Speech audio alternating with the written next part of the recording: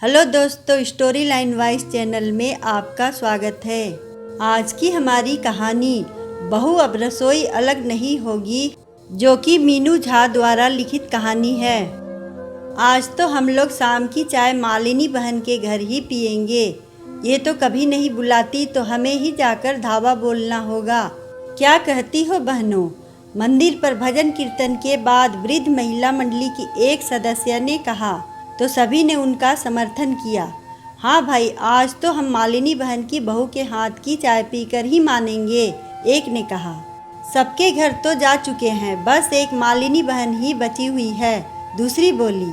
हाँ, दरअसल आप लोगों को पता है ना, इस मोहल्ले में आए हुए हम लोगों को अभी ज़्यादा दिन नहीं हुए हैं, तो सब कुछ सेट करके मैं आप लोगों को बुलाना चाहती थी। पर क्या हम कल का प्रोग्राम रखें? मैं कुछ नाश्ते वगैरह का भी प्रबंध करके रखूंगी। सबकी पुरजोर मांग को देखते हुए मालिनी जी ने थोड़ा हिचकते हुए प्रस्ताव रखा। नहीं, हमें नाश्ता वास्ता नहीं करना, हमें तो आज ही आपके घर चलना है, एक ने कहा। तो सबने हाँ करके सहमति जताई। मालिनी के चेहरे पर आई हल्की उदासी उसकी सबसे खास दोस्त मनोरमा से नहीं छिपी, तो उसने ही आगे आते हुए कहा, बहनों, पर मैंने जो घर पर इंतजाम कर रखा है वो तो बेकार हो जाएगा ना। एक दिन से क्या होता है? आज सब लोग मेरे घर चलो, कल मालिनी जी के घर चलेंगे, और क्या। थोड़ा इधर उधर करके सब मनोरमा के घर चलने को राजी हो गईं। दरअसल हर शाम को मोहल्ले की सारी वृद्धाएं इकट्ठी होकर पहले पार्क में योग करती थीं, फिर मंदिर जाकर भजन कीर्तन, और रोज तो नहीं पर 2-4 दिन में एक दिन किसी एक सखी के घर योग और भजन कीर्तन के बाद सबकी चाय चलती थी। उसी संदर्भ में सब बातें कर रही थी और मालिनी को कह रही थी। मठरी, नमकीन और भुजिया के साथ चाय का लुत्फ उठाकर जब सारी सहेलियां विदा हो गईं, तो मालिनी ने मनोरमा की तरफ मुखातिब होते हुए प्यार से कहा, धन्यवाद सखी, मुझे कल तक की मोहलत दिलवाने के लिए। तो उसी प्यार से मनोरमा ने मालिनी से पूछा, मालिनी जी, मैंने आपको पहले दिन जब देखा था तो मुझे आप में अपनी बड़ी बहन की छवि दिखी थी, और उस दिन से ही मैं आपके करीब आने लगी थी और आप मुझे अच्छी लगने लगी थी। मुझे आप एक बहुत सुलझी हुई और व्यवहारिक महिला लगती हैं, पर मन में उत्सुकता सी हो गई है कि क्या कारण है जो आप सहेलियों को कल बुलाने के लिए तैयार हैं पर आज नहीं। देखिए, नहीं बताने वाला कोई व्यक्तिगत कारण हो तो मत बताइएगा, कोई दबाव नहीं है। जब आपने मुझे अपनी बड़ी बहन माना है मनोरमा जी, तो मैं भी आप पर भरोसा कर सकती हूँ। दरअसल कल बेटे, बहू और बच्चे अपने नानी घर जाने वाले हैं किसी के जन्मदिन पर, तो कल मैं उनका किचन यूज कर सकती हूँ ना। उसका किचन, आपका किचन समझी नहीं बहन, मेरे कमरे के साथ ही अटैच एक छोटा सा स्टोर है जिसमें मैं किचन के तौर पर यूज करती हूँ। मेरी बहू हद से ज़्यादा अनुशासन और सफाई पसंद है, और आप तो जानती हैं ना कि इस उम्र में उतनी सफाई और मेंटेनेंस नहीं हो पाती। उस पर से मैं अक्सर बीमार भी रहती हूँ। थोड़ी थोड़ी देर पर चाय और खाने की तलब होती थी, क्योंकि मैं डायबिटिक हूँ। तो बहू ने मेरे कमरे के साथ वाले स्टोर को मेरा किचन बना दिया। अब मैं जब जो मन चाहे बना सकती हूँ, खा सकती हूँ। साथ ही बहू से बार बार मांगने का भी झंझट नहीं है। पर ये तो हमारे घर की अंदरूनी व्यवस्था है ना, इसका खुलासा सबके आगे करना सही तो नहीं लगता ना बहन। इसलिए मैंने सोचा जब सब सहेलियां कल आएंगी तो मैं स्टोर में ताला लगा दूंगी और बहू के किचन में ही सबकी चाय नाश्ता बनाकर बाद में उसे साफ कर दूंगी, ताकि सांप भी मर जाए और लाठी भी ना टूटे। आप समझ सकती हैं ना बहन। अभी तक तो आप मुझे अच्छी लगती थी, पर इसके बाद तो मेरे मन में आपके प्रति इज्जत और बढ़ गई है। किसके घर में इस तरह की बातें नहीं होती, पर तुरंत ही लोग ढिंढोरा पीटने लगते हैं। पर आप जिस तरह अपनी और अपनी बहू की इज्जत बचाकर चल रही हैं, वो काबिले तारीफ है। मनोरमा बहन, जिंदगी का दूसरा नाम ही समझौता है। जहाँ समझौता नहीं होता वहाँ सिर्फ तनाव और कष्ट। ये बात हम जितनी जल्दी समझ लें वही अच्छा। मालिनी थोड़ी देर में विदा हो गई तो मनोरमा सोचने लगी कि अक्सर सासें ये सोचकर समझौता नहीं करती कि वो क्यों करें। बहू करेंगी, पर अगर सास भी अपने बर्ताव से मालिनी की तरह ढीलापन रखे तो विवाद ही ना हो। बेचारी बीमार होने के बाद भी अपनी जिम्मेदारी खुद उठा रही है ताकि घर की सुख शांति बनी रहे। मनोरमा की खुद 2 बहुएं हैं। एक तो पास के ही शहर में रहती है, अक्सर छुट्टियों में आ जाती है और चली जाती है। वहीं छोटी बहू के शादी हुए अभी ज़्यादा दिन नहीं हुए, वो दूर शहर में रहती है।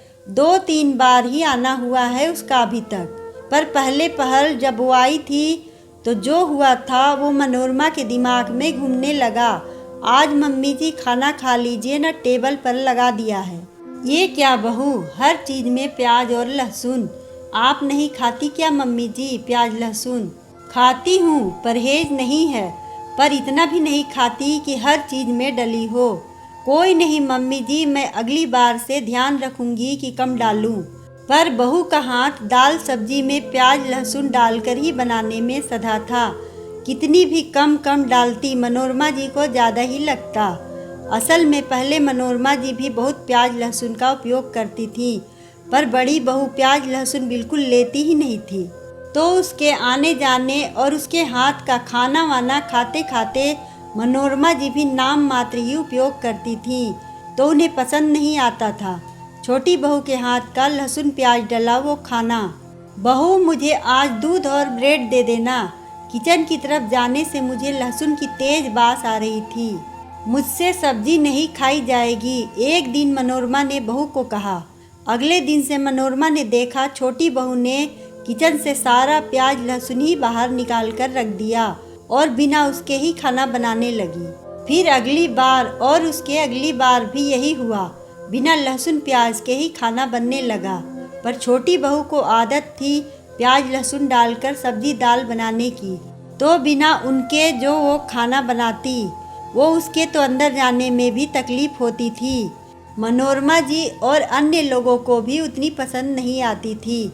सब पेट तो भर लेते पर दिल से नहीं खा पाते थे। तो उस बार एक दिन बहू को बुलाकर मनोरमा जी ने कहा, बहू देखो, ऐसा खाना न तुम्हें खाया जा रहा है न हमारे हलक से उतर रहा है। तो मैं क्या सोच रही थी, ऊपर माले पर जो किचन है ना, वो अरेंज करवा दूंगी अगली बार जब तुम आओगी। तुम अपने पसंद का और बाकी सब लोगों के लिए भी ऊपर ही बना देना। नीचे अपने पेट का इंतजाम तो मैं कर लूँगी। नहीं मम्मी जी, ये सब अच्छा नहीं लगता। देखिए मैं सीख रही हूँ ना, अगली बार जब आऊँगी तब अच्छे से सीख कर आऊँगी और किसी को शिकायत का मौका नहीं दूँगी। आप किचन अलग करने की बात ना करें, मुझे तो यही ठीक लग रहा है। वैसे भी 2-2 किचन हैं तो काम भी आ जाएंगे। मैंने तो तय कर लिया है। तब बहू ने कुछ नहीं कहा था, पर वो अगली बार फिर आया ही नहीं। 6 महीने होने को आए थे।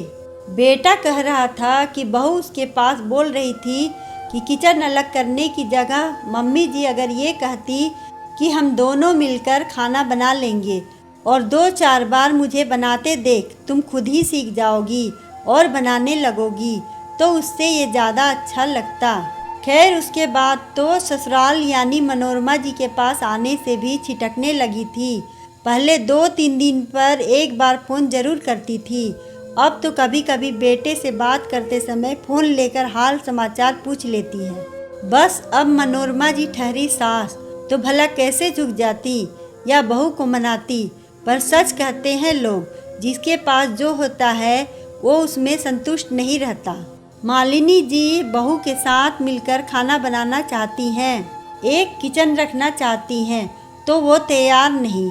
कितना दर्द झलक रहा था मालिनी जी के चेहरे से। बेटे बहू के साथ होकर भी इस उम्र में सब कुछ खुद करती खाती हैं, जबकि उनकी सेहत भी खराब रहती है और उनकी बहू उनके साथ किचन रखना चाहती है तो वो ही अलग करने पर तुली हैं।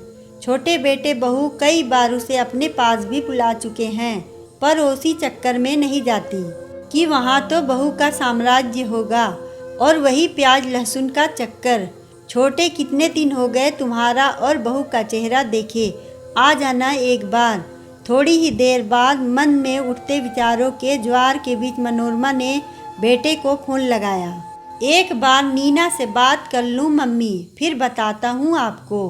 बात कराना मेरी बहू से मैं ही बोलती हूँ। क्यों बहू मेरी बात का इतना बुरा मान गई? वैसे मानती हूँ मैं गलत थी, जो किचन अलग करने जैसी ओछी बात कर गई। पर तुम कह देती ना मुझसे कि किचन अलग करने की जगह अगर आप ही मुझे बिना प्याज लहसुन वाला खाना बनाने सिखा दें तो ज़्यादा अच्छा हो ना मम्मी जी। मैं कहना चाहती थी पर क्या सास भी गलत होती है बहू? ये अलग है, मानती नहीं। और शायद तुम कहती तो मैं उस वक्त बुरा भी मान जाती, पर अनुभव और दुनिया देखकर बहुत बातें खुद ब खुद समझ में आ जाती हैं। अब रसोई अलग नहीं होगी बहू, हम जल्दी ही आएंगे मम्मी जी, और फिर आपको भी साथ लिवा लाएंगे यहाँ, ताकि मेरी ट्रेनिंग अच्छे से पूरी हो जाए। कहकर बहू खिलखिला उठी तो मनोरमा जी को भी मन में संतोष हो आया कि बिगड़ने से पहले बात संभल गई। अगर आपको ये कहानी पसंद आए तो वीडियो को लाइक करें, चैनल को सब्सक्राइब करें और कमेंट में बताएं कि आपको कहानी कैसी लगी। धन्यवाद।